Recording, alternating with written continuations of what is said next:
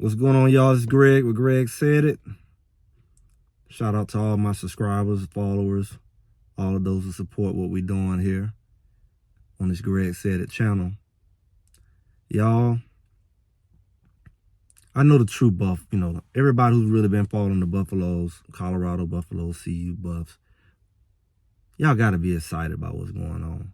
And not just a football excited, just, a football head, football season over, but Colorado really has something going on that I don't think many people would notice unless you really watching them, unless you really know the team, and I guess you really follow them more like a fan, because it's an area that everybody kind of originally overlooked, maybe because I think the first thing that really hit was the O-line. Everybody was excited because that was the biggest issue last year. O-line, Shador getting knocked out of the game, and we need to block for him. He did all that with a bad O-line. And true, that makes sense. It really makes sense that they needed O-line, because you got a top quarterback and you want him to be healthy and you want him to be able to perform at his optimal level. And you know what he can do, especially all the weapons you went and got. So that was very exciting. But I said, hey, I started seeing the pieces coming together. But I think at some point it just went into like stealth mode, where you really, maybe there's so much going on and just the timing, it kind of went into stealth mode where people they didn't get the hype on the other side of the ball. And it kind of just came in on the heels of what happened with the O-line and Jordan Seaton. And he kind of snuck in. Colorado is loaded in the other side of the ball, in the other area everyone complained about the pass rush and getting pressure on the quarterback. Colorado is loaded on that defensive line. I wouldn't be surprised, y'all, if Colorado don't have some sack leaders individually and don't be top, at least in their conference, in pass rushing and rushing the quarterback in sacks. They have an interesting combination. Now, everybody want to water down, well, everybody got this. That may be true and not true. And when you do have that combination of players, that's usually a very good team, which kind of defeats, the person who would make the comment, well, everybody have that, will also be the person who would not want to see the type of team who do. They wouldn't want to see Colorado have the type of talent and depth that they have in that area, because they were pretty decent at cornerbacks. A lot of the guys who were messing up were young. So they're going to mature. They're going to mature physically and mentally. They're going to have a whole offseason to train. Like Kamani came late, and he was young, and he had to adapt. Even Stoudemire was young, and he had flashes of decency in the beginning. He just kind of fell apart. He was young. It was new experience, college, new level. But they got that experience under their belt. Don't think that they can stay the same. They're too good of a quality of a player to play like a freshman. They play like freshmen. Travis Hunter did his thing. We saw a lot of players who were overlooked last year, who proved who they were and earned their respect, in the Silman Craigs, the Shilohs. So we over with that. But the linebacker core, people still concerned about, and if you're smart, you would be. But even with that, we got Webster coming over, who's a pretty good ball hawk type of, from a running perspective, as a linebacker.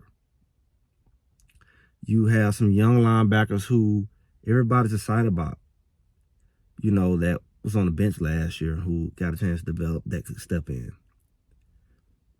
You have some good things going on there, and they're still important. But let's get back to the topic at hand.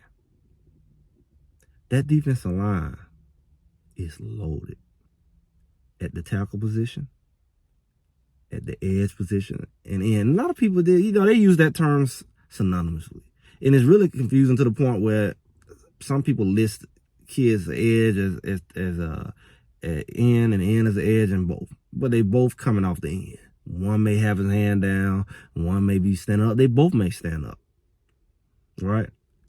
But when I say loaded, when you talk about the Wade from Kentucky, when you talk about Wiggins from LSU, Barnes in the interior, you know, when you talk about Shadozie in the interior, that's called depth. You already had O'Neal playing like a man, a younger version of O'Neal last year with that experience on his belt. You already had developing McCoy. So we talking about people coming back. Now Bishop is out of it. Shane, I don't know, is going to kind of slide out, but you already had something there. You already had a Wallace that was stepping in that was last year, right? And then you bring in these pieces. You bring in, like I said, the Wiggins, the way off these edges. You just brought in Green, a proven guy that can go get it off the edges. You have my guy from Pitt, Cooler, whatever. You got him. You have another, Walker. No, is it Walker? You have another. You have a Carter. You have a depth pieces that we haven't really even thought about. You have a couple Walkers. We have a Walker returning who's coming to his own off the edge. You have, who am I missing here? You have, what is his name? It's so many pieces. When you look at the combination from last year, Hawkins, who can get a little bigger. But we got some pieces from last year that were young and developing. Some of them got in the game. Like you got Mans in the secondary. You got Jones in the secondary. They played towards that end. So when you look at the safeties we got returning, defensive back, that's going to be solid because they played decent and they're going to have more experience. And they got depth. So we don't have to worry about shifting the whole defense around or Travis Hunter or somebody's not there. But when you talk about depth of edge rushers, of potential starters splitting time, whether somebody get hurt or not, the production is still going. Keeping fresh legs in there that can go get them. Pass rush is not going to be an issue. And that's scary. Let me tell y'all why. So let's get to it. People who really know football. And compare to last year. The issue with their defense was that we said they didn't get enough pass rush. But the reality is they didn't. But even still, that defense led in turnovers a lot of time in the season. Interceptions and fumbles. Imagine putting that quarterback under more pressure. Less running lanes for the quarterback to escape. If that defense can produce at a better level than what they did last year, and they did pretty good towards the end, but just the inconsistency, the gaps. If they could produce more 3-and-outs, less touchdowns, in combination with the high performance of a Shedeur, a more mature Shedeur, with a better line, more time, able to produce the same numbers and better, 4, 5 touchdowns, passing touchdowns a game, with their enhanced running game, to add a couple more touchdowns in. If you got a team averaging 35 points again, with the defense that's not going to allow you to score more than 14, 21 a game, that's just simple math to show you this team is going to be hard to beat. Just off of that alone, regardless of apples to apples, who you're playing, matchup. If you just look at the numbers, that if their offense, regardless who they play, you're going to have to outscore them with a line. You're going to have to outscore them with a running game. You're going to have to outscore them with a more mature, experienced Shedeur. You're going to have to outscore them. You're not going to shut them down. It's just not, it's like saying you're going to shut Patrick Mahomes down. You're just not going to do that. You're going to have to outscore them, which means the defense is going to be the common factor between them winning and losing. And I just don't see, with the number of edge rushers that you're bringing in, the caliber of edge rushers all on one team, to the point where you have depth and you have freshness and depth on a conference that's going to pass the ball. It's not SEC. So all the running, they're going to pass the ball. They're going to run it too, but they're going to pass the ball. Probably more than they're going to run it. When you look at that secondary experience, already show they can go get that ball. And the defensive line that's going to put pressure on the quarterback, get some sacks, get some turnovers. You're looking at a scary Colorado team. Y'all got to look at the combination, not your hate and your emotions and what, because last year I've already said they was better than the 4-18. There was some other factors that was working against them. We seen it clearly in the last game. That was a game they clearly won.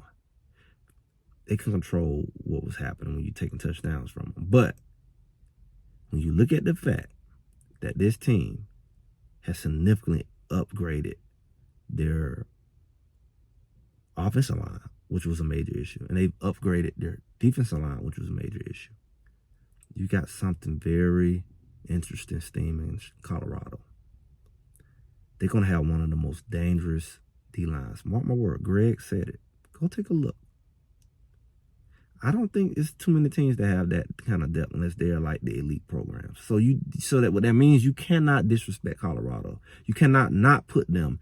You cannot not put them in the top 20. You can't even probably not put them in the top 10. The caliber players and the depth they have is going to have to be respected. Again, Greg said it. Make sure y'all like, share, subscribe. Come back. I'll be here. Let's see how this thing turns out. And with that, y'all have a good one, and I'll talk to y'all soon.